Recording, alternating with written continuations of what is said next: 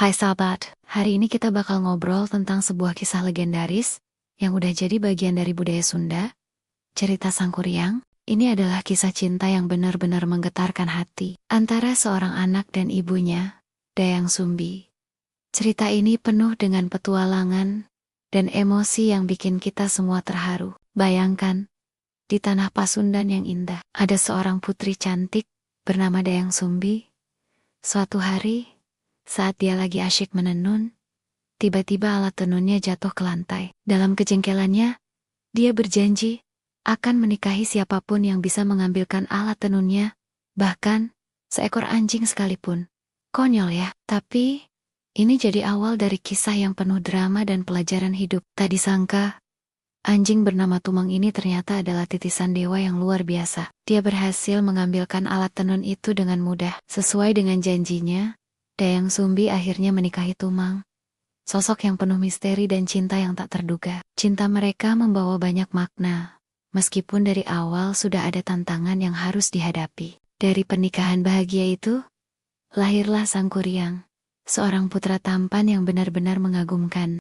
Dayang Sumbi yang sangat mencintai Sangkuriang tetap menyimpan rahasia tentang siapa ayahnya. Dia tahu, ini bukan hal mudah untuk diungkapkan. Sangkuriang tumbuh jadi pemburu yang super handal, menguasai semua trik dan teknik berburu. Suatu hari, dia pergi berburu bareng Tuman, sahabatnya yang setia dan selalu siap membantu. Mereka berdua sangat excited untuk menjelajahi hutan dan mencari hewan buruan. Ketika Sangkuriang gagal mendapatkan buruan, dia marah banget dan nekat membunuh Tumang, anjingnya, untuk dijadikan lauk.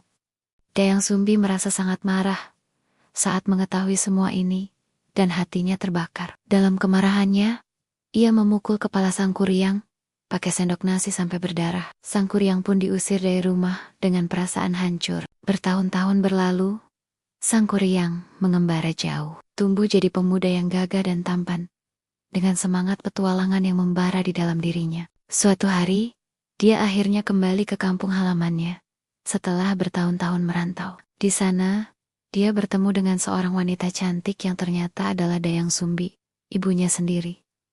Wah, kaget banget kan? Karena kutukan dewa, Dayang Sumbi selalu terlihat cantik dan muda, bikin semua terpesona. Sangkuriang, yang tidak tahu kalau wanita itu adalah ibunya, jatuh cinta dan melamar dengan tulus. Dia benar-benar percaya bahwa cinta mereka akan mengatasi segalanya, meskipun kenyataannya sangat berbeda. Dayang Sumbi awalnya setuju dengan lamaran itu, tapi pas lihat bekas luka di kepala Sangkuriang, dia jadi ragu banget. Saat itulah Dayang Sumbi menyadari, wow, pemuda ini adalah putraku sendiri. Dia benar-benar terkejut. Dengan penuh harapan, dia mencoba menjelaskan hal ini kepada Sangkuriang. Tetapi Sangkuriang menolak untuk percaya dan tetap bersikeras ingin menikahinya. Dalam keputusasaannya, Dayang Sumbi mengajukan syarat yang seolah mustahil. Sangkuriang harus membuat danau dan perahu dalam waktu semalam sebelum fajar menyingsing. Bayangkan betapa sulitnya itu. Dengan bantuan makhluk gaib, Sangkuriang hampir menyelesaikan tantangan tersebut. Namun, saat melihat hal ini, Dayang Sumbi panik dan berinisiatif untuk menggagalkan usaha Sangkuriang. Dia menggelar kain bau putih di sebelah timur dan meminta penduduk untuk membakar jerami, menciptakan ilusi seolah-olah fajar telah tiba.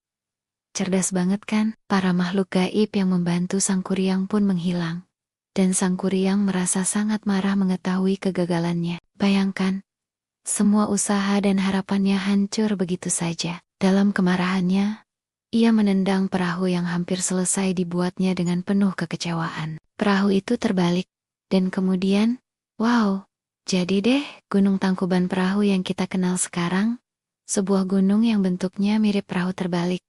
Sangat ikonik bukan? Kisah Sangkuriang ini mengajarkan kita banyak hal tentang kehidupan. Misalnya, bagaimana sebuah kebohongan bisa membawa dampak yang begitu besar, seperti yang terjadi pada hubungan Sangkuriang dan Dayang Sumbi.